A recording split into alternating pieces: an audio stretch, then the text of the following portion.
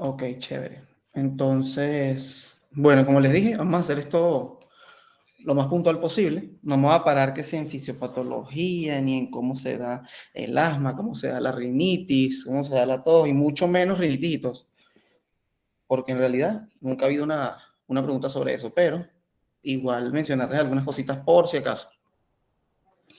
El enfoque aquí más que todo es asma. Asma, el tratamiento del asma, porque el de la rinitis en realidad es lo mismo. Y se le sumaría los antihistamínicos que ya lo están viendo en la otra, o sea, es la otra clase, que es histamina. Entonces, ajá. Pero sí el enfoque de las preguntas y de lo que se van a estudiar va a ser mecanismo de acción, que es fácil, honestamente. Acá el mecanismo de acción de los fármacos acá es fácil. Después, cuáles son los efectos adversos e interacciones. Más que todo, eh, vamos a ir viendo poco a poco eso. El asma, ya todos saben lo que es el asma. Hiperreactividad bronquial, que es reversible, con obstrucción al flujo aéreo. No me voy a parar en esto, no me voy a parar en los factores asociados, como les dije.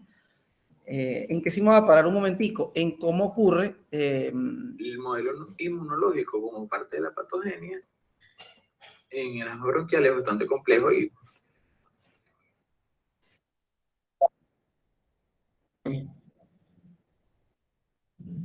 sí, como que empezó a meterse algo que ya da un chance.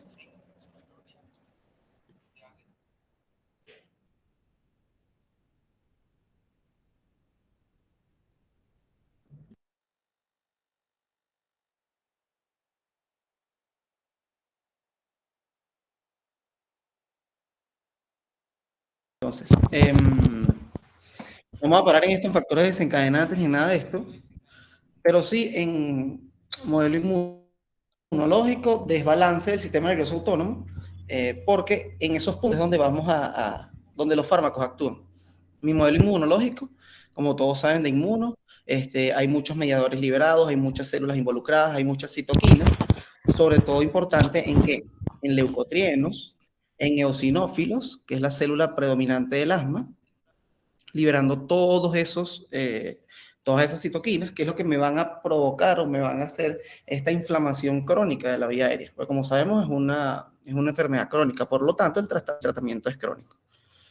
Y en el desbalance del sistema nervioso autónomo, recordemos que tenemos inervación por parte colinérgica, sobre todo por M3, muscarínicos tipo 3, pero también tenemos receptores beta 2, que recordemos me van a dar broncodilatación. Por lo tanto, en estos dos puntos, tanto a nivel muscarínico, pero si el muscarínico causa broncoconstricción, yo lo voy a antagonizar, y si el beta 2 causa broncodilatación, yo voy a ser agonista de él. Proceso inflamatorio, ya todos conocen el proceso inflamatorio. Esta imagen me gusta bastante porque es un resumen de toda la terapia y de la fisiopatología del asma. Además de tener la inflamación de la vía aérea, de la hiperrespuesta, o de la hiperreactividad bronquial y la broncoconstricción, acá es donde yo voy a actuar con la terapia estándar, que es la que siempre ha existido, que va a ser en grandes rasgos corticosteroides, antileucotrienos y agonistas beta 2. Existe actualmente terapia biológica con anticuerpos monoclonales, sin embargo, la cátedra no hace efectos en esto porque sabemos son tratamientos muy costosos, sin embargo, es bueno salir ya una vez de farmacología con la que saber que hay existencia de estos fármacos. ¿Cómo se diagnostica el asma? No es punto de la clase, así que lo voy a saltar. Y muy importante también hacer la diferencia entre asma y EPOC. Yo sé que no hacen énfasis acá en el tratamiento del EPOC. Yo les puse una lámina de cómo es el tratamiento del EPOC a grandes rasgos, por si acaso, y para que también lo tengan en cuenta. Sin embargo, la cátedra se enfoca más que todo en el tratamiento del asma. Sin embargo, bueno, sabemos que estas dos patologías tienen un diagnóstico diferencial, sobre todo por la edad de los pacientes, cómo se presenta, pero también los mismos fármacos que se pueden usar para uno se pueden usar para el otro. Entonces hay que tenerlo en cuenta. Siempre vamos a tener estrategias no farmacológicas, pero igualmente no son lo importante acá. ¿Cuáles son los objetivos del tratamiento? No sé si se los pregunten, pero generalmente son prevenir los síntomas, ya sean diurnos, nocturnos o cuando tenga ejercicio. Y lo otro sería prevenir las exacerbaciones. Recordemos que los pacientes con asma hacen exacerbaciones, que es lo que llamamos las crisis. Entonces, el tratamiento del asma va dirigido a eso, a aliviar los síntomas y a prevenir exacerbaciones. Bueno, y obviamente, como dice acá, a minimizar la pérdida de la función pulmonar y a evitar que ocurra el remodelamiento de la vía aérea. Eso estaba arriba en la fisiopatología, obviamente no es importante, pero yo con el tratamiento crónico, que como vamos a ver es el que va a estar dado por los corticosteroides inhalados, eso con lo que yo hago es disminuir el remodelamiento de la vía aérea. Entonces, yo les coloco acá rapidito en 3 esquemas cómo es que se da el tratamiento del asma. Acá no lo piden así, pero se los coloco para que lo tengan en mente, que el asma, el asma se trata en escalones. Yo comienzo con los fármacos más vamos a decirlo así, los que tienen menor potencia en la vía y voy aumentando tanto las dosis como la potencia. Obviamente vamos a ir viéndolos uno por uno, pero como vemos, aquí tú puedes empezar con un medicamento de rescate que van a ser los beta-2 agonistas de acción corta. Y a esto después, si yo quiero un tratamiento de mantenimiento, que sería le voy agregando los corticosteroides inhalados, que empiezo a bajas dosis, después voy aumentando las dosis, a dosis medias, dosis altas, y al final, en el último punto, ya cuando tengo un paciente que no lo puedo controlar, es que yo voy a empezar a agregar otro tipo de tratamientos. Vean acá también, acá en el escalón número 4 o en el escalón número 3, es que yo empiezo a sumar medicamentos como los antileucotrienos, empiezo a sumar los tratamientos acá en el nivel 5, los biológicos, pero ya vamos a ver que la terapia base del asma es prácticamente 3 fármacos, sin embargo los vamos a ver todos poco a poco. Ok, otra cosa que les quiero destacar para el nivel de cómo vamos a ver los fármacos acá en la materia, porque generalmente no se ve así, pero acá en la materia lo dan así, vamos a ver las que tienen un componente inflamatorio y a las que tienen un componente de broncoconstricción o hiperreactividad, es decir, ¿dónde van a actuar los fármacos? ¿Van a actuar en el componente inflamatorio o en el componente de broncoconstricción? Aquí los tenemos a todos, ya les he mencionado algunos, los beta-2 adrenérgicos, los glucocorticoides inhalados, aunque también se pueden usar sistémicos, antileucotrienos, metilxantinas, que una de ellas es la teofilina o la minofilina, que es otra, los antimuscarínicos o anticolinérgicos, que se los pueden poner de las dos formas, los biológicos y los de menos uso, el cromoglicato y el sulfato de magnesio. Como les dije, énfasis en mecanismos de acción, que es fácil, vías de administración, más que todo acá son inhaladas, reacciones adversas e interacciones medicamentosas. Fue lo que les dije. De acá lo que les quiero destacar es que, como les acabo de mencionar, casi todos estos fármacos se van a administrar por vía de inhaladores, de aerosol, y por si acaso en alguna de las premisas de alguna pregunta les colocan que cuál es el tamaño adecuado para que llegue a esos niveles de la vía aérea, para que sea eficaz. O sea, yo lo que quiero lograr con un tratamiento inhalatorio es que tenga ese efecto local en la vía aérea y que tenga el mínimo de absorción sistémica para disminuir los efectos adversos. Esto se logra si tiene de 1 a 5 micras, llega hasta las vías respiratorias finas y son los más eficaces. Pero también para que lleguen a los alvéolos tienen que tener menos de 0.5 micras. Entonces la medida va entre esto, 0.5 para los alvéolos y 1 a 5 micras para las vías respiratorias finas, que es donde yo quiero hacer el efecto como tal. Otra cosa importante, por si se lo preguntan, que es parte general de la ahí estoy leyendo aquí, David, que me dijiste que no se ve. Ahora sí se ve, ¿verdad? El puntero. Sí, ahora sí. Dale, chévere. Entonces, algo de la farmacocinética que les pueden preguntar de los inhaladores es que, que el 10%, del 2 al 10%, pero generalmente se usa el 10%, es cuando uno usa un medicamento inhalado, solo el 10% es lo que llega al sistema respiratorio. De todo eso, el 90% se deglute, o sea, llega por vía el tracto gastrointestinal. Y por eso es que se dan esas reacciones adversas más que todo. Aunque hay cierta absorción a nivel respiratorio, pero también se deglute la mayor parte del fármaco a nivel inhalatorio. Entonces, puede ser una pregunta tipo, no sé, los fármacos inhalados en el 90% llegan a la vía aérea. No, no pasa del 10%. Y todo esto varía dependiendo de la técnica en que se, la técnica en que se administre el fármaco, porque si lo hace con una mala técnica, es por eso que está ese 2% o quizás menos. Entonces, por eso tú dices, no, es que no le está haciendo efecto el fármaco. Bueno, a veces no es que no le esté haciendo efecto el fármaco, es que no está teniendo buena técnica del inhalador. Es por esta razón. Hay muchos tipos de inhaladores, en realidad. Tenemos el inhalador de cartucho, las cámaras espaciadoras, que es el aerochamber, que es el que se usan los niños. Y de ahí para adelante hay muchos inhaladores hasta llegar a la nebulización. Pero tampoco es objetivo acá. Ellos no hacen énfasis en eso. Entonces, vamos a ordenarlos como componente inflamatorio y componente broncoconstricción. ¿Cuáles van a ser inflamatorios? Que van a actuar sobre el componente inflamatorio: agonistas beta 2, glucocorticoides, metilxantina, los biológicos y cromoglicato. Y también el componente broncoconstrictor, vamos a ver que hay unos que tienen acción dual o mixta. El agonista beta 2 también tiene componente sobre la broncoconstricción, es decir, causa broncodilatación. Los antimuscarínicos, los antileucotrienos también son mixtos, las metilxantinas también son mixtos, y el sulfato de magnesio es nada más broncodilatador. Yo les dejé esta imagen de cómo lo dan en la clase, porque si hay personas que son visuales, por ejemplo, como yo, y tienen esta leyenda, como lo colocaron en la clase, bueno, se los dejé igual porque es una manera de aprendérselos también. ¿Cuál es broncodilatador y cuál es antiinflamatorio? Sin embargo, yo los organizo de mejor manera así, entre cuáles son antiinflamatorios, cuáles son broncodilatadores y cuáles son mixtos. También es una forma de verlo así, una forma de organizarlo. Esto que les dejo acá es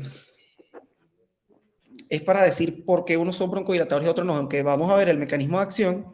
Los que sabemos que son broncodilatadores es porque relajan el músculo liso y revierten la obstrucción de la vía respiratoria en el asma. O sea, esa broncoconstricción que ocurrió en el momento, la revierte inmediatamente. Lo que cambia es la duración de acción, que unos son de larga duración y unos son de acción corta.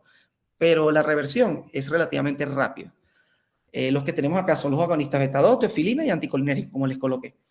Los antileucotrienos tienen un pequeño efecto broncodilatador, pero no es tan fuerte. Su efecto más que todo va a ser antiinflamatorio. Sin embargo, tiene un poco de efecto broncodilatador, para tenerlo en cuenta. O sea, sí es mixto, pero su efecto mayor va a ser de antiinflamatorio. El cromoglicato no se usa mucho, pero es importante decir que no tiene acción broncodilatadora. Y si se usan ya cuando se ha comenzado la broncoconstricción, no sirven para nada. Ellos son preventivos más que todo. Y los esteroides obviamente sabemos que no son broncodilatadores.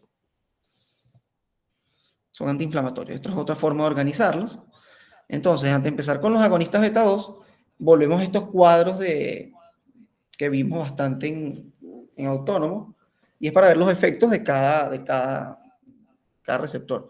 El beta 2, que es el que nos importa acá, saber qué es lo que causa, porque me va a decir cuál es el efecto y cuál es la reacción adversa. Y obviamente, si va una pregunta segura, va a ser de agonistas beta 2. Entonces, a destacar que ellos causan broncodilatación, o sea, en bronquios ellos causan broncodilatación y causan relajación también de vasos sanguíneos, que puede ser relacionado con una reacción adversa. Al causar vasodilatación, me puede causar taquicardia refleja. Y además, si está en grandes concentraciones, me puede provocar igualmente aumento del inotropismo y taquicardia. Esto sería un efecto adverso.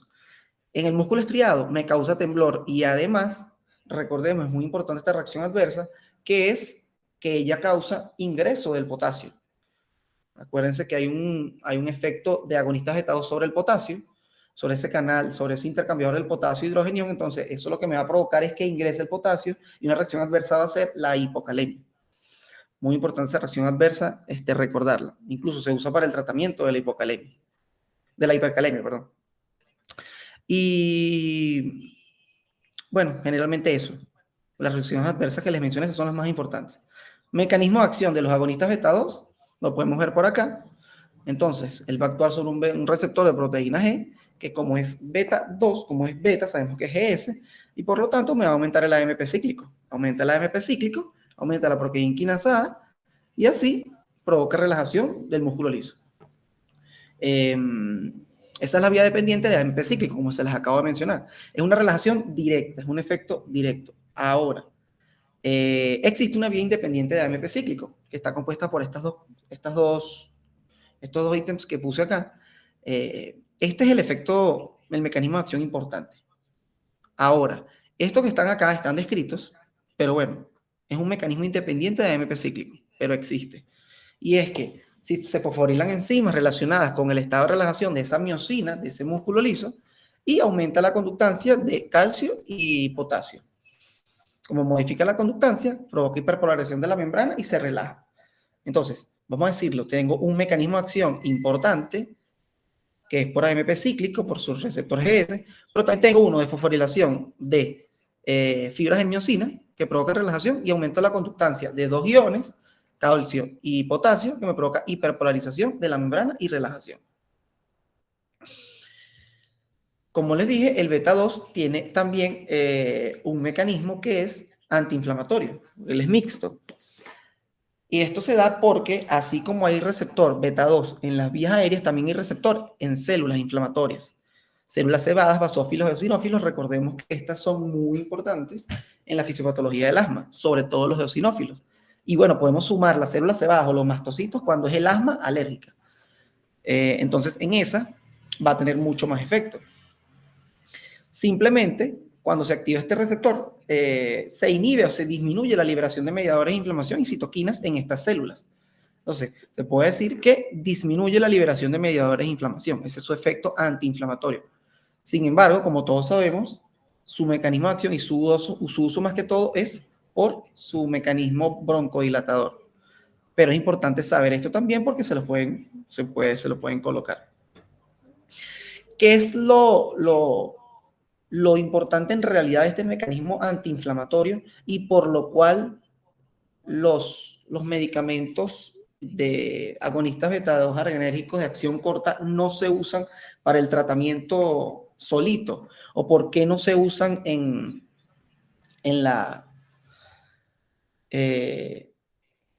por qué no se usan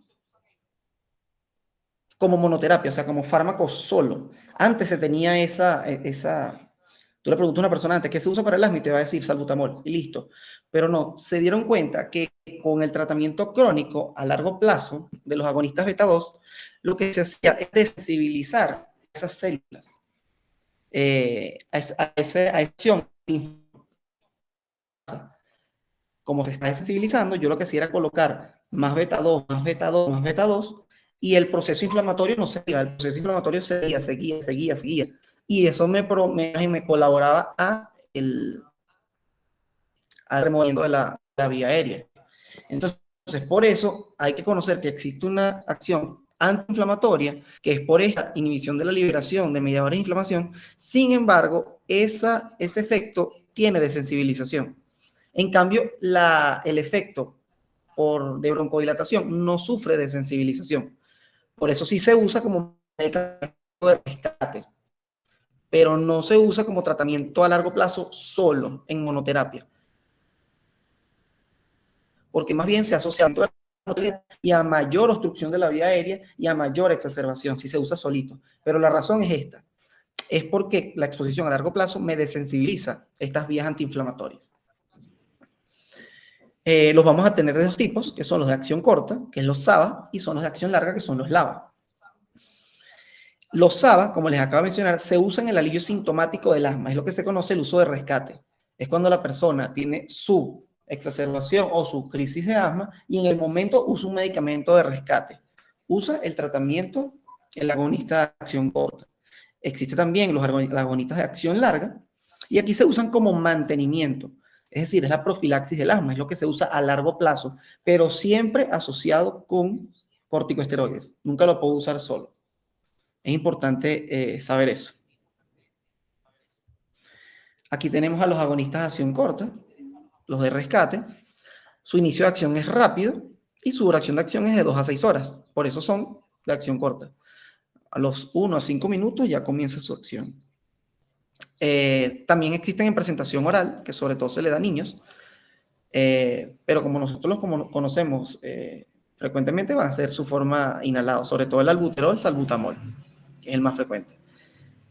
¿Qué tiene importante la vía inhalatoria a diferencia de la oral? Como les dije, menos efectos adversos y es más efectivo. Recordemos que la vía inhalatoria es la mejor vía de absorción. Eso es casi automático. Y menos efectos adversos. Como les dije, no se recomienda como monoterapia porque aumenta las exacerbaciones y la mortalidad. Por el contrario, los agonistas de acción larga se usan como tratamiento de mantenimiento para la profilaxis del asma. O sea, se usan a largo plazo para prevenir exacerbaciones. Los tenemos como salmeterol, formoterol, indacaterol, olodanterol, bilanterol. Salmeterol y formoterol tienen duración de acción de más o menos de 12 horas aproximadamente. Y indacaterol, olodanterol, bilanterol es de 24 horas, es decir, se puede usar una vez al día. Cada otro, 2 veces al día. Tienen mayor selectividad por beta 2 y eso es lo que explica que sean de acción larga. Es porque se disocia muy lento del receptor. Es decir, estos fármacos se disocian más lentos del receptor y por lo tanto tienen mayor duración de acción. O sea, es una forma que se los pueden poner, una forma al revés. O sea, no les ponen que son de larga acción o de larga duración, sino lo contrario. Se disocian lentamente del receptor. Como duran más tiempo en el receptor, por eso tienen más tiempo de vida media y más duración en la acción. Y bueno, honestamente con estos fármacos, la farmacocinética es muy general, no es específica. Pero bueno, aquí los tenemos los de acción corta, como vemos, tienen un inicio rápido, todos tienen un inicio rápido, entre comillas, es similar, al meterol no tanto, pero lo que me cambia es la duración de acción. Aquí tengo una duración de acción de 5 horas más o menos, y esto dura 12 horas, 24 horas. Eso es lo importante, porque el inicio de acción es similar. Los tenemos también, como les dije, oral, jarabe y comprimido, sobre todo para niños, e intravenosa, pero intravenosa nada más se usa en el caso de una exacerbación o una crisis. En el tratamiento de mantenimiento, no. Cosa importante con ellos van a ser las reacciones adversas. Como ya se las mencioné allá arriba, temblor, intranquilidad, nerviosismo, taquicardia, palpitaciones. Obviamente tienen efectos metabólicos, aumentan los lípidos, puede aumentar la gluconeogénesis, la glucogenólisis, o sea, efectos metabólicos, no creo que hagan énfasis en eso. Y importante acá, la hipocalemia. Entonces, les marqué los 3 más importantes. Y bueno, les coloco acá cuáles son lo que explica, o sea, cuál es el efecto por el cual se explica el efecto adverso. Si es por beta 1, como les dije, eso es lo que aumenta la frecuencia cardíaca. El efecto como tal es por beta 2. Entonces así vamos viendo. El vaso sanguíneo es por vasodilatación, pero también cuando causó vasodilatación, eso me ayuda a una taquicardia refleja. Entonces, bueno. Y bueno, tolerancia o taquifilaxia, que es eso que les hablé. O sea, como hay desensibilización, se adquiere tolerancia y no hay efecto antiinflamatorio a largo plazo. Sobre todo con los SABA, con los de acción corta. Esto mismo, temblor, taquicardia, hipocalemia. Diría yo que son los 3 más importantes. Y como siempre les dejo acá los cuadritos de los betados, solo que aquí lo hice con cada uno. Pero honestamente no, con una sola leída es suficiente. Dice todo lo mismo que acabo de mencionar. Vamos ahora, yo los hice por el orden, no por el orden de uso ni por el orden que más frecuentemente se usan, porque por ejemplo, a los glucocorticoides los dejé casi para el final. ¿Por qué? Porque acaban de venir de ver glucocorticoides. No sé ustedes, pero a nosotros nos dio esta misma clase, la de ella misma. Entonces, sus preguntas van dirigidas más hacia otro. Porque el glucocorticoide ya lo preguntó. Y ya lo dieron. Entonces, no vamos a hacer énfasis en algo que ya vimos. Por eso lo dejé más abajito.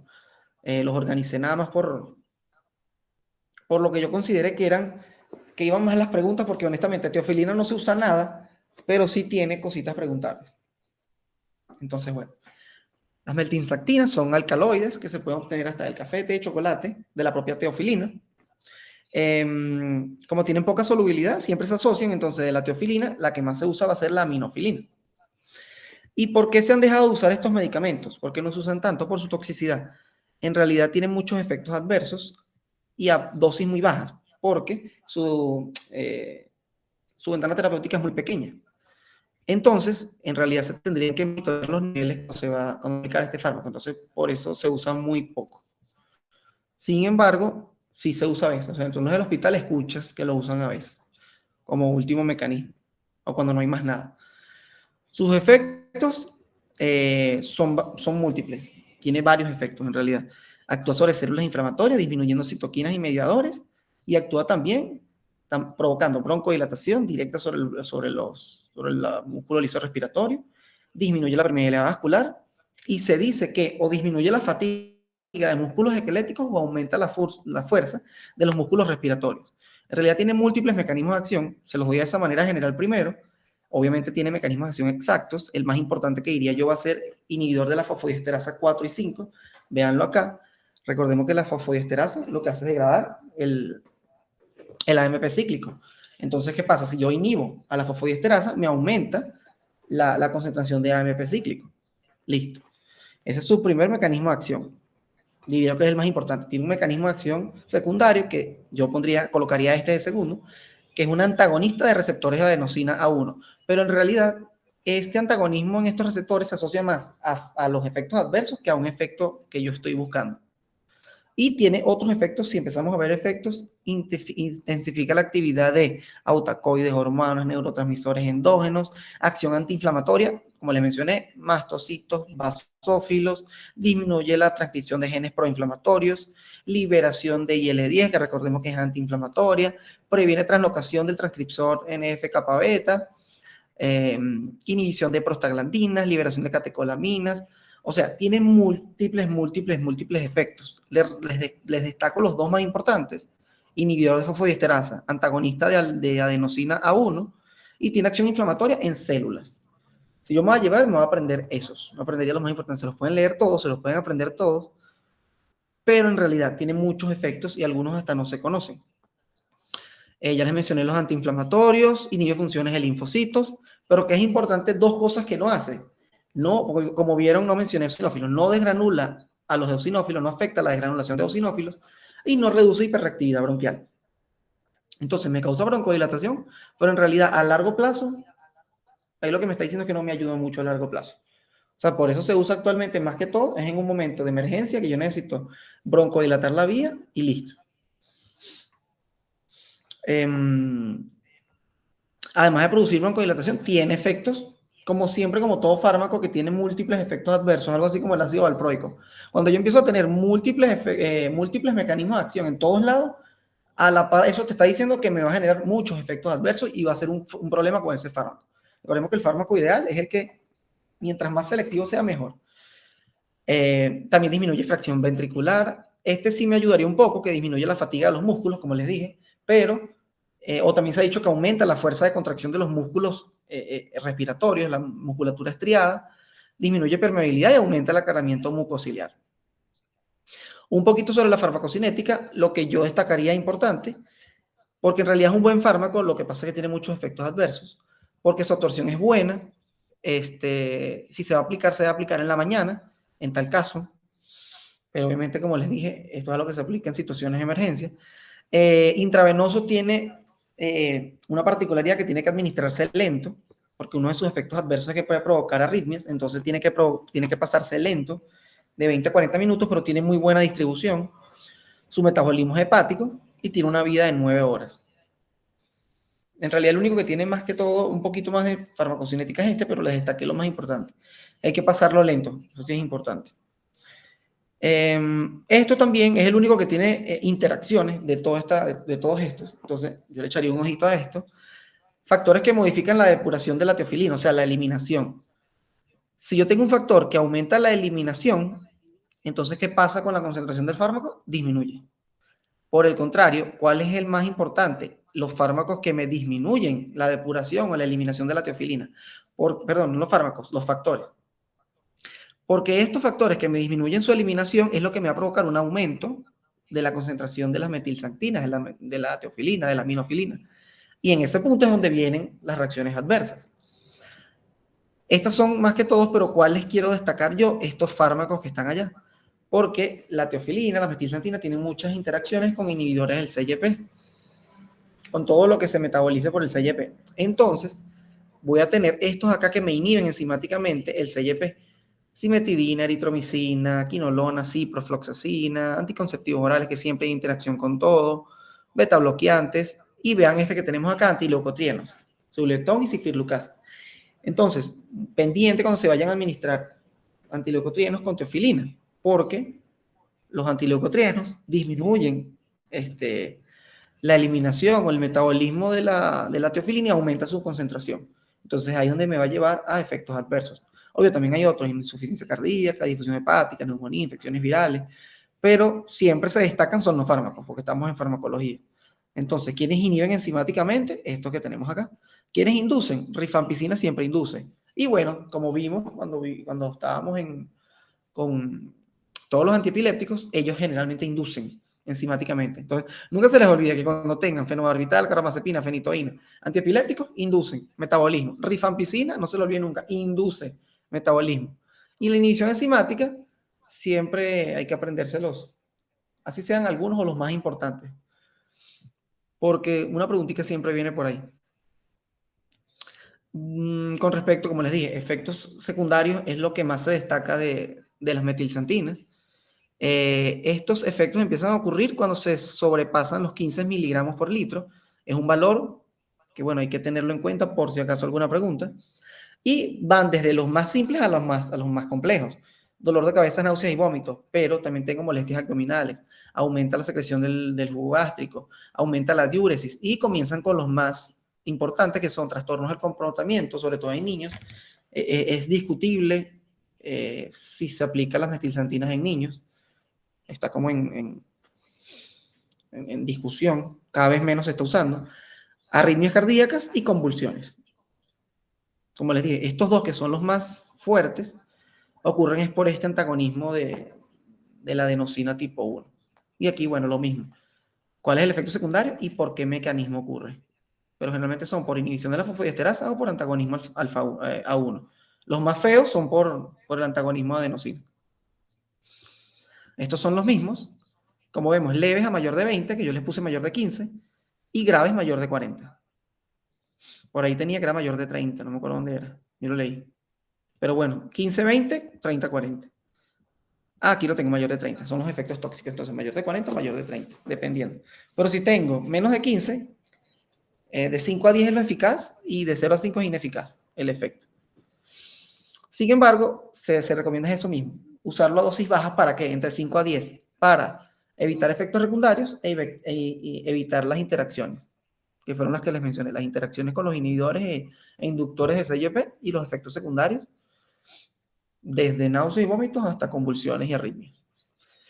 Como les coloco acá, se usa como broncodilatador, pero es cuando tengo enfermedades graves o exacerbaciones muy severas. Un paciente que tenga exacerbaciones muy frecuentes y muy severas, o sea, es de último uso, o sea, no es lo primero que voy a usar. Y generalmente se añade con broncodilatadores de los normalitos que ya hemos visto. Entonces, es importante saber eso. Lo mismo, asma moderada severa. En EPOC se pueden usar cada vez menos. Incluso en la última actualización, lo vimos en terapéutica que ya los prohibieron en el EPOC. Apnea en niños pretérminos. Igualito, aquí tenemos los cuadritos. Se pueden usar en asma, en EPOC. Según el año pasado, en EPOC ya no. Vamos con los siguientes, que son los antimuscarínicos, los anticolinérgicos. Aquí tampoco me va a parar mucho porque ya sabemos, ya hemos visto mucho del colinérgico. Y simplemente con saber que él actúa bloqueando competitivamente a los receptores M3, y recordemos que M3 está en la vía aérea, y el M3 era GQ, y por medio de fosfolipasa 3 e inositol trifosfato me causa broncoconstricción. Si yo lo bloqueo y lo inhibo, ¿qué pasa? Bueno, provoco broncodilatación. Simplemente no hay broncoconstricción. Estos no tienen efectos en los cambios alérgicos, no bloquea la liberación de mediadores, no bloquea respuestas tardías. Y tiene cierto efecto en la secreción bronquial. Entonces, efectos de los antimuscarínicos, anticolinérgicos, broncodilatación y disminuye la secreción bronquial. Pero no efectos antiinflamatorios. Aquí tenemos un ejemplo con el EPOC, porque en realidad, cuando hablamos de asma, a grandes rasgos, siempre debemos pensar en beta-2 agonistas, sean de acción corta o sean de acción larga. Y cuando pensemos en EPOC, es que tenemos que pensar en antimuscarínicos y anticolinéricos. Por eso les coloqué por aquí adelante bien esa imagencita rapidita de EPOC. Porque los antimuscarínicos y los anticolinéricos se usan más que todo en EPOC. Y los LABA y los SABA se usan más en asma. Se pueden usar en el otro, pero les estoy diciendo lo que preferentemente se usa. Aquí tenemos en este esquema una persona que sufre de EPOC, que tiene esa broncoconstricción intensa, que también la tienen, así sea por enfisema, por destrucción de los tabiques, pero ellos también tienen una obstrucción de la vía aérea y cierta broncoconstricción. Entonces, el antagonista muscarínico simplemente lo que va a evitar es esta inervación por medio de M3 y no se produce esta broncoconstricción. Ellos se administra por vía inhalatoria, ya sea por inhaladores o en nebulización. Obviamente en emergencia se usa en nebulización. Tienen un inicio del efecto en 30 minutos. Como vemos, es más lento que los SABA, que los agonistas beta 2 de acción corta. Por eso tú pocas veces vas a ver una persona que se esté rescatando y no está indicado con un bromuro de hipratropio, por ejemplo. En una crisis de asma, tú puedes poner salbutamol con bromuro de hipratropio, está bien. Pero en el momento el que lo va a rescatar, a los 5 minutos va a ser el SABA, va a ser el salbutamol. El bromuro de hipratropio tiene su efecto, pero es un poquito más tardía el inicio de acción. Su duración de acción, 1 a 6 horas, es parecido. Si hablamos de los de acción corta, se parece mucho a los SABA, a los beta 2 agonistas.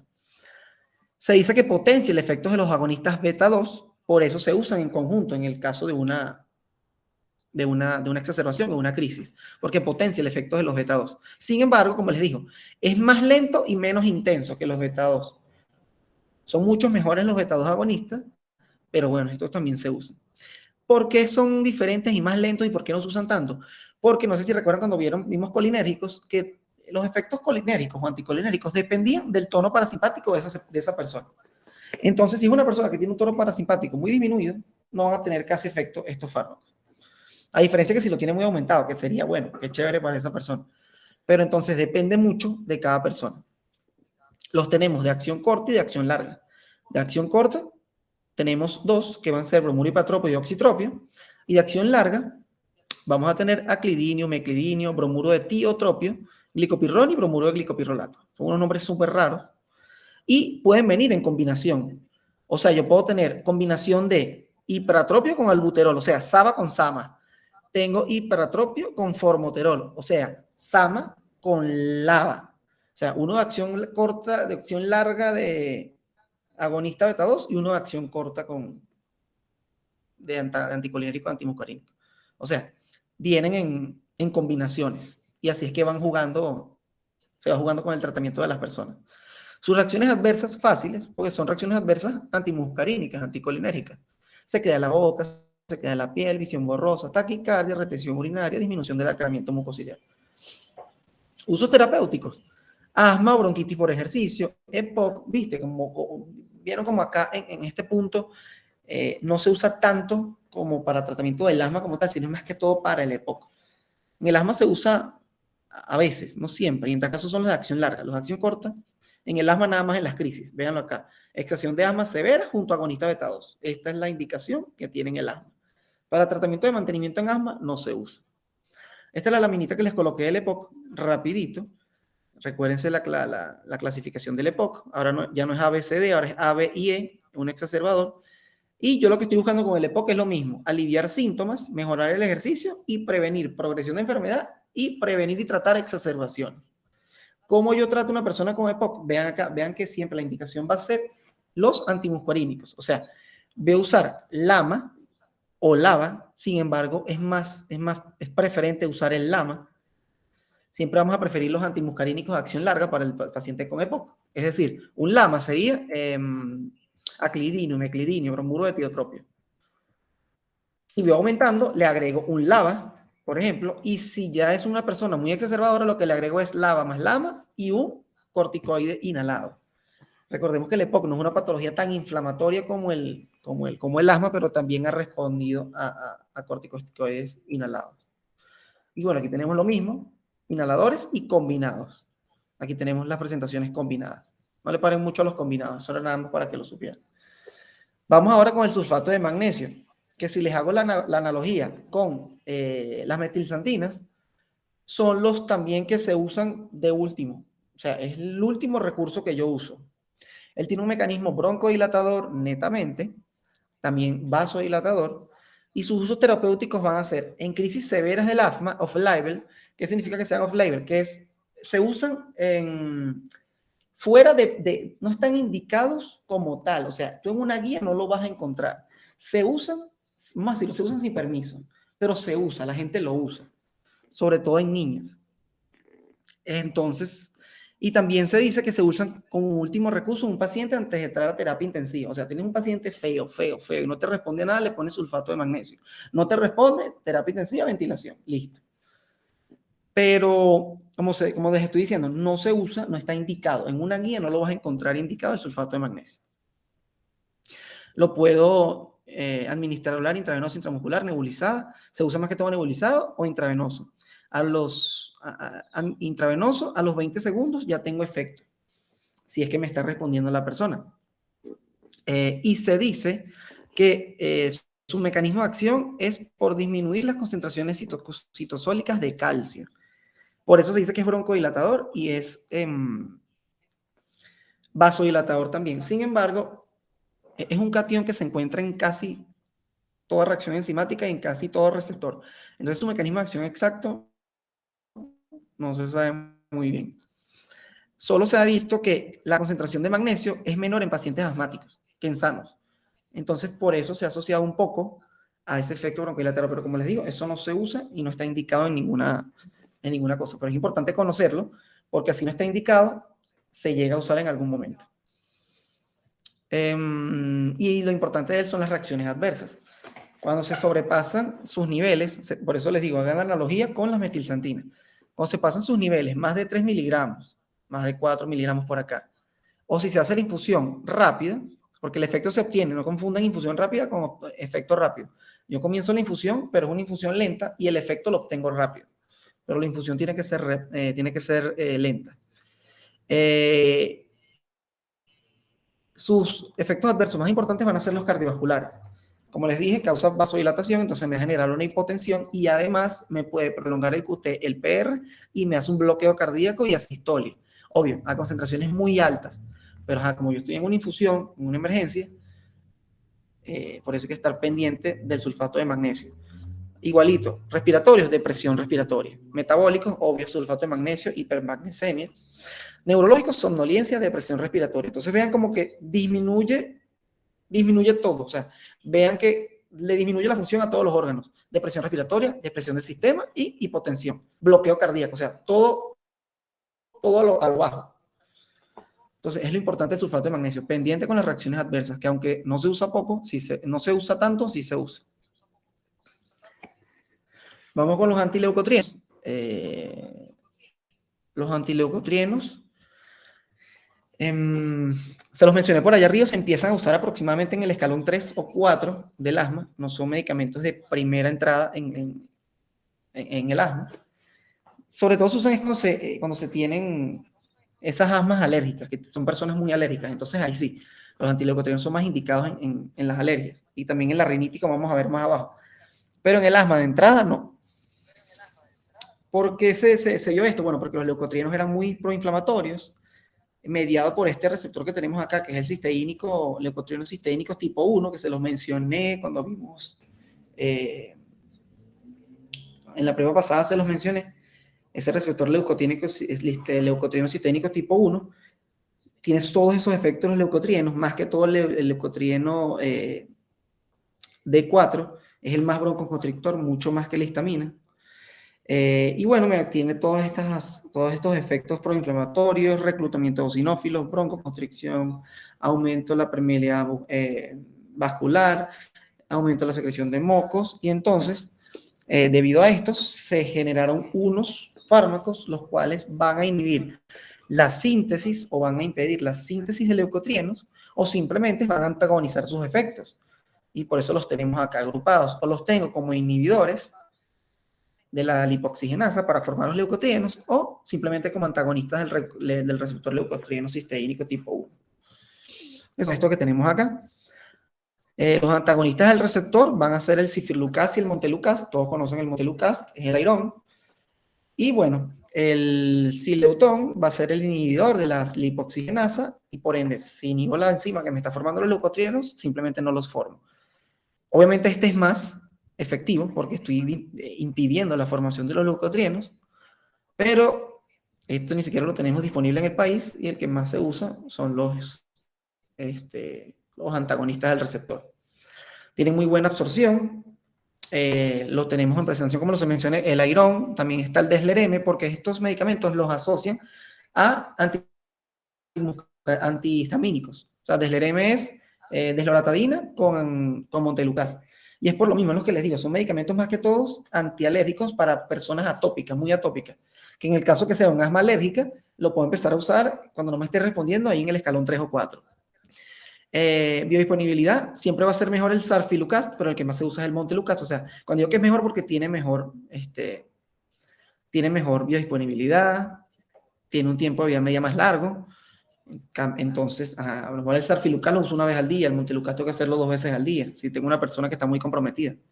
Y bueno, su metabolismo es hepático para todos. Son fármacos muy buenos porque tienen reacciones adversas escasas. Sin embargo, en niños cada vez se están usando menos, porque están presentando vasculitis sistémica, hasta algunos efectos adversos a nivel del sistema nervioso central. Entonces, en niños cada vez se están usando menos, pero todavía se indican, todavía están indicados. Pero las reacciones adversas en realidad son muy escasas. Sarfilucast, que tiene interacción con warfarina, siempre anticoagulantes van a tener reacciones adversas. Y el sileutón, que tiene un poco de hepatotoxicidad y puede elevar un poquito las enzimas hepáticas. Usos, más que todos es como les digo, en pacientes atópicos, alérgicos, pero se puede usar en asma leve, disminuye las exacerbaciones. O sea, son las cosas que se han demostrado con respecto a los antileucotrienos. Mejora la función pulmonar, disminuye el uso de agonistas beta 2, pero como les digo, no es una indicación de asma de entrada. Y aquí tenemos los cuadritos. Vamos con los glucocorticoides, que más que todo van a ser inhalados, pero también se pueden usar oral o intravenoso, dependiendo de la clínica del paciente, de lo comprometido que esté. Mecanismo de acción, ya ustedes lo conocen. Se une a su receptor, entonces se trasloca dentro, sus receptores intracelular, citosólico, se trasloca, entonces disminuye la transcripción de genes que codifican citoquinas proinflamatorias en células inflamatorias y disminuye la síntesis de glicosanoides, disminuye la acumulación de células, sobre todo basófilos y leucocitos, eosinófilos, y también tiene su efecto, que es el que yo destacaría acá, no sé si lo vieron allá en glucocorticoides, que incrementa la sensibilidad de receptores betadrenérgicos. Entonces, por eso actualmente se está usando en el tratamiento del asma de mantenimiento, es la unión de un beta-2 agonista y un glucocorticoide inhalado. Se usan los dos en conjunto. Porque es lo que hemos dado, que yo tengo mi tratamiento de mantenimiento a nivel del músculo liso para disminuir ese remodelamiento y tengo mi tratamiento glucocorticoide antiinflamatorio que me va a disminuir esa inflamación crónica de la vía aérea. Entonces, esas dos cosas en conjunto es lo que se ha demostrado mejor efecto a nivel crónico, a nivel de mantenimiento en el paciente con asma. Sus efectos son, como acabamos de ver, van a disminuir casi todo lo que tiene que ver con inflamación, ya sea citoquinas, la cantidad o la desgranulación de las células inflamatorias. Y igualito en las células endoteliales, disminuye la permeabilidad vascular, aumenta la sensibilidad de receptores beta 2, es lo que yo destacaría de acá, disminuye la secreción de mocos. Son efectos antiinflamatorios, los glucocorticoides, no me voy a parar mucho porque eso ya lo vieron. Igualmente, ¿cuáles son los que tenemos? Bueno, tenemos disponible beclometasona, budesonida, fluticasona. Los que más se usan, obviamente, budesonida, todos los conocen. De segundo, beclometasona y fluticasona. Los otros no se usan tanto. Usos terapéuticos en profilácticos de mantenimiento. Y no se usan de rescate. O sea, yo no tengo una persona, si yo tengo a alguien que, como sabemos, cuánto tiempo tardan en hacer efectos los glucocorticoides, no tienen efectos inmediatos, son efectos a largo plazo por su mecanismo de acción que vimos. O sea, yo tengo que esperar que una proteína se transloque y vaya al núcleo para disminuir la transcripción de genes. Por esa razón no se usan de rescate. Una persona con una crisis asmática que le pongan una budesonida va a quedar igualito. En el momento no va a pasar nada. Cuando se usan sistémicos, sobre todo cuando tengo una exacerbación aguda del asma que no te está respondiendo a los primeros ciclos que le estás poniendo de rescate de salbutamol con el bromuro y platrópico, que les dije que era la de entrada, el uso en la crisis.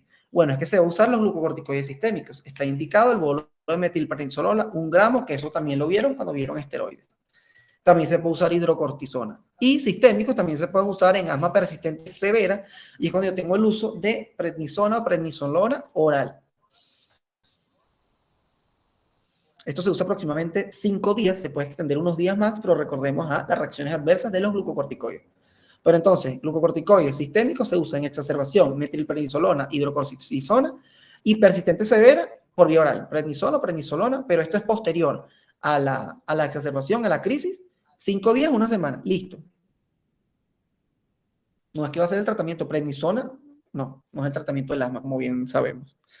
Y lo importante con los glucocorticoides, efectos secundarios. Acá, ¿cuáles son los efectos secundarios que queremos tener más en cuenta, a diferencia de aquella clase que se hacía más énfasis en los efectos sistémicos? Aquí yo quiero saber son los efectos locales, que son 3 prácticamente: candidiasis, bucofaringia, disfonía y tos. Son las 3 que me van a provocar cuando yo tengo uso de un glucocorticoide inhalado. Sin embargo, sabemos que también existen los otros, muy importante la supresión del eje, sobre todo en esos que los usan crónicamente: cataratas, retraso de crecimiento en niños, alteración en el metabolismo de carbohidratos y lípidos. Y bueno, ya los efectos secundarios de los glucocorticoides son muchísimos, pero destacar acá los locales.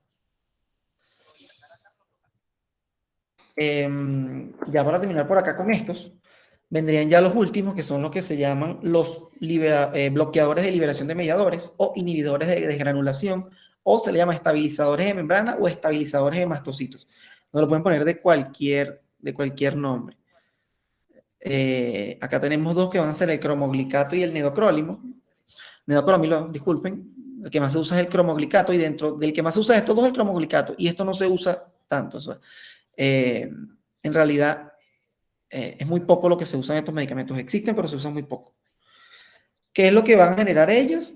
No se conoce muy bien, pero se ha dicho que inhiben la afluencia de calcio, y si inhibe la entrada de calcio, yo inhibo la liberación de mediadores desde los mastocitos. O sea, yo inhibo la desgranulación. Y recordemos que dentro de estos mastocitos, las 2 cosas más importantes que van a haber van a ser histamina y leucotrieno. Entonces, si lo vemos ese mecanismo fisiopatológico, teórico, deberían ser medicamentos muy buenos, pero no se usan tanto. Inhiben la respuesta inflamatoria tardía y disminuyen la hiperreactividad bronquial. Se usan es cuando tengo un paciente significativamente que tiene gravedad sintomática y que necesita muchos broncodilatadores. Entonces, yo lo uso en estos pacientes que necesitan mucho broncodilatador y tienen esos fenotipos de asma alérgica. Como el asma es muy alérgica, en esos pacientes, en ese fenotipo, hay otras asmas que no son tan alérgicas, que no tienen tanta eosinofilia. Entonces, en los que tienen esa eosinofilia alta es que se puede usar estos medicamentos. Pero su indicación real es en la rinoconjuntivitis alérgicas en gotas oculares, es lo que más se usa. O sea, el cromoglicato viene en presentación de gotas oculares, y cuando tengo esos pacientes muy atópicos con conjuntivitis, rinitis, asmáticos alérgicos, bueno, en forma tópica, en gotas oculares, es que se usa el cromoglicato. No se absorbe vía oral, generalmente lo tengo o inhalatorio o tópica, como les acabo de mencionar. Inhalatorio se puede usar en algún momento de alguna crisis que no responda, pero en realidad no se hace. Tengo hasta otros fármacos de emergencia, como los vimos allá arriba. Pero su uso como tal es en vía tópica. Reacciones adversas. Se dice que tiene paradójicamente broncoespasmo y por ende tos irritativa y sibilancias. Y bueno, se han detectado otros tipos de reacciones adversas que se las dejo por acá. Se dice que tienen mal sabor. Y bueno, el uso profiláctico en asma leve moderada en niños, pero si en niños tiene que ser el cromoglicato, porque el nedocrólimo no se puede usar en menores de 12 años. Y se usa como alternativa de glucocorticoides inhalados a dosis bajas. O sea, en realidad es un medicamento que no se usa, y dudo que una pregunta vaya para acá. Nada más sepan que existen unos inhibidores de desgranulación de mastocitos. Y por último, vamos con los biológicos, que en realidad dudo que lo pregunten, pero es importante conocerlos. Los voy a tener tanto contra la IG o contra la IL-5, que recordemos que son las que activan a los a los linfocitos B a que produzcan inmunoglobulina E, o sea, que haga ese cambio de isotipo. Pues. Son fármacos usados, son de forma inyectada, subcutánea, o sea, son fármacos que no es su única presentación. El de más uso es el omalizumab, que es el Solair, que es un anticuerpo monoclonal contra la IgE, es el de más uso, y simplemente neutraliza, veámoslo acá, o sea, neutraliza la IgE libre en el suelo, en el suero. Se une, véanlo acá, a las porciones FC, y entonces, ¿qué pasa? Simplemente esta IgE no se une y se bloquea la activación de la célula que iba a inducir, o sea, el alérgeno iba a inducir esa célula al mastocito y simplemente, perdón, al eosinófilo, y simplemente no se produce la desgranulación de esa célula, porque yo estoy bloqueando con un anticuerpo monoclonal, bloqueo y neutralizo a la IgE. Que es lo que no es una desventaja de estos fármacos, que son como son anticuerpos monoclonales, son muy costosos. Reacciones adversas son muy escasas, nada más en el sitio de inyección. Y bueno, ¿en qué caso se usa? Bueno, una persona que tenga un asma persistente, que sea intensa o moderada, obviamente no en crisis, es un medicamento que no se usa en crisis. Es en pacientes que no se pueden controlar con todo lo anterior que vimos. O sea, tiene que ser un asma muy intensa, disminuye exacerbaciones, disminuye dependencia de corticosteroides, y no tiene efecto broncodilatador inmediato, obviamente, por eso no se usa en las crisis. Aquí está el omalizumab, que es un anti-IgE, pero bueno, hay otras presentaciones que pueden ir tanto al receptor o a la IL-5 como tal. Hay hasta unos que están en estudio que va a la IL-3. Otros tratamientos, bueno, una persona que tenga ya sea asma o que sea tópico, la inmunoterapia. Esto simplemente es sensibilizar al paciente. Si el paciente es alérgico a tal cosa, entonces tú le vas dando pocas dosis, lo sensibilizas y eso es lo que se le conoce como la inmunoterapia. Poco a poco lo sometes a pocas dosis del alérgeno para ver si se hace tolerante. Bueno, control ambiental es muy importante y vacunación contra cualquier enfermedad que pueda generarle una exacerbación. Con respecto a la rinitis, ya esto es muy rápido, lo que es rinitis y tos es muy rápido porque honestamente es lo mismo. Tenemos rinitis que pueden ser infecciosas, que por acá tenemos que es la rinosinusitis viral, también tengo la no viral, la asociada a pólipos nasales, la alérgica, la ocupacional, hay muchos tipos de rinitis. ¿Cómo se clasifican? Intermitente y persistente y de acuerdo a lo que comprometa a la persona, a sus actividades de la vida diaria. Si no altera sus vidas diarias, es leve, y si altera su vida diaria, sus actividades es moderada, a grave. El tratamiento, ¿cómo se va a dar? Bueno, primero, control ambiental como siempre, evitar los alérgenos, pero con respecto a los medicamentos van a ser antihistamínicos, que lo tienen en la clase de antihistamínicos, que pueden ser orales o tópicos, corticoides tópicos nasales, que también existen asociación de estos dos, generalmente esa es la primera línea de un rinítico, o antihistamínicos orales y tópicos, o corticoides tópicos nasales, o asociados.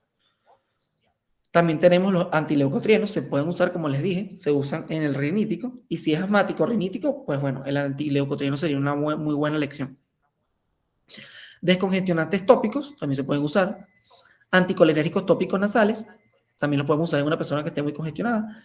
Y como les dije, cromoglicato en forma tópica, en los riníticos, si tiene rinoconjuntivitis, se usa el cromoglicato en gotas. Y bueno, si se le puede colocar el Solair, el omalizumab, bueno, sería lo ideal. Pero como ven, el tratamiento de la rinitis es muy parecido, solo que se va más hacia antihistamínicos, corticoides tópicos nasales y antileucotrienos orales. Vamos a decir que esos tres son los más importantes. Inmunoterapia también es importante. O sea, yo someto al alérgeno a la persona. Y si tengo un paciente con rinitis y asma, ¿cuáles serían los de mejor elección? Corticoides tópicos nasales, en el caso se puede usar inhalados y eso le hace efecto al paciente igualmente al rinítico. Antileucotrienos, obviamente, porque sirve para los dos. El omalizumab sería ideal usarlo porque le serviría para las dos cosas. Y la inmunoterapia, como les dije. Entonces, igualito, nada más para ver, como vean, de leve, yo empiezo con un antihistamínico oral o intranasal o antileucotrieno y voy aumentando, le voy agregando el glucocorticoide intranasal, le puedo agregar el cromoglicato Y si yo tengo una persona que es moderado grave, bueno, ya veo si aumento la dosis del glucocorticoide, si me voy a añadir hipratropio, uso un antimuscarínico, o bueno, ya si es una persona que no está respondiendo, glucocorticoides orales. Pero bueno, eso es un tratamiento más de especialista. Y vean acá, si tiene conjuntivitis, además del antihistamínico, mira cómo lo tenemos acá, puedo usar el cromoglicato intraocular. Con respecto a la tos, creo que 2 minutos. Con la tos yo tengo una acción que puede ser central y una acción que puede ser periférica. Entonces, yo voy a tener, yo puedo bloquear tanto a nivel central como a nivel periférico la tos. Puedo deprimirlo a nivel central, que van a ser los antitusígenos opioides, o puedo a nivel periférico, que son los nervios periféricos, los sensoriales, puedo usarlos para que no se produzca el reflejo de la tos. Ahora, ¿por qué la tos, vamos a decirlo así, no se trata? No la puedo tratar a lo loco. Porque generalmente cuando yo tengo tos es porque está asociada a algo. Y si yo resuelvo el algo, desaparece la tos. Llámese cualquier patología respiratoria, EPOC, asma, si es una patología infecciosa, solucionando la patología infecciosa, se va la tos. Y si es cardíaco, una insuficiencia cardíaca me puede generar tos y disnea. Entonces, yo resolviendo el algo es que resuelvo la tos. Yo no hago nada tratando la tos. Es como tratar una fiebre. O sea, si una fiebre me la está causando, puedo darle acetaminofén, pero yo no estoy resolviendo lo que me está dando la fiebre o la anemia. O sea, yo tengo que buscar la causa de la anemia, de la fiebre, de la tos. Porque esa tos solo me está diciendo hay algo aquí. ¿Cuándo es que se puede tratar una tos? En una tos seca no productiva e irritativa. Eso se puede tratar. Pero una tos que sea productiva, que sea asociada a infeccioso, lo que tengo que resolver es el algo. Por eso la tos, vamos a decirlo así, no se trata. O tengo una persona con tos crónica, ya sabemos que o es EPOC o es TBC, pero yo no estaba resolviendo nada. Como se los dije, tengo de acción central y de acción periférica. De acción central voy a tener codeína, si estamos hablando de los opioides o la hidrocodona, que es el Preveral, o los no opioides, que es el dextrometorfano, que es un análogo de codeína, el Bisoprolol, el Tilvin. Entonces, pendiente con los de acción central, ¿por qué? Pendiente son con las reacciones adversas. Generalmente esto se usa, es como les digo, para tos irritativa, para tos que sea no productiva, o para personas que, por ejemplo, tienen una trombocitopenia muy fuerte y tú tienes un riesgo de que te haga una hemorragia intracerebral, entonces tú le das un opioide de estos centrales, tipo codeína, para que el paciente no te tosa y disminuye el riesgo de que te haga una hemorragia intracerebral porque no tiene plaqueta, porque tiene una trombocitopenia. Entonces, en esos casos es que tú puedes usar un antitusígeno, pero en líneas generales los antitusígenos no se usan y cada día uno le dice a las mamás, mira, no usen antitusígeno en el niño porque no estás haciendo nada. Solo pendiente con reacciones adversas, sedación, depresión respiratoria, estamos hablando de un opioide, y tolerancia y dependencia física, como ya vimos.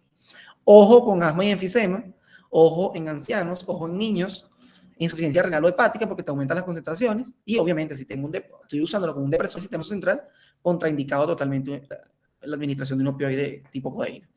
Y de acción periférica, que son los que vemos por ahí, que son los que más se usan, tengo a grandes rasgos expectorantes y mucolíticos. ¿Qué son expectorantes? Simplemente aumenta la producción de fluido en el tracto respiratorio. O sea, vamos a decirlo así, aumenta la producción de agua para que ese moco sea más fluido.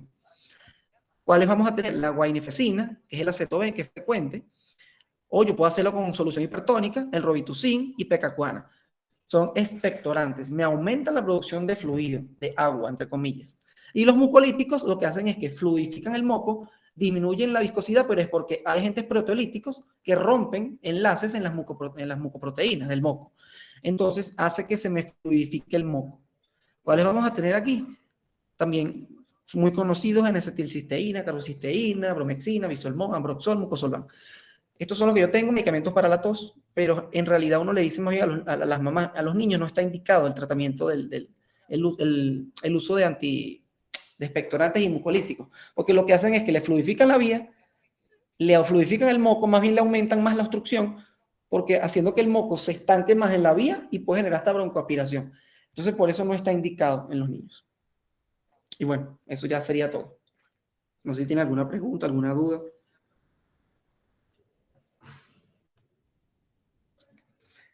Algo que explique otra vez, no sé. Gracias, Carlos. En realidad, como les dije, aquí son 3 preguntitas, 2 preguntitas, pero no, 3, más o menos.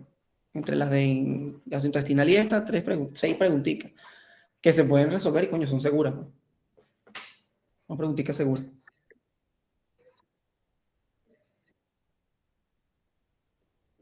Para acá también van histamina y serotonina. ¿Eh? Esos dos me parece un tema muy fácil. O sea, con histamina, con antihistamínico es primera generación, segunda generación. Listo. Y con serotonina, ella hace mucho énfasis en todos estos tratamientos que tienen que ver con antieméticos y, y los antimigrañosos. Que como es Elizabeth, se hacía lo nuevo. Todo lo que tiene que ver con el sumatriptán, metoclopramida, ondansetron. Eso diría yo que son los más fáciles con estos. Gracias. Dale, cualquier cosita, yo estoy aquí, voy a estudiar un rato también y cualquier preguntita, me escriben. O nada más este tema, de lo que sea, pues.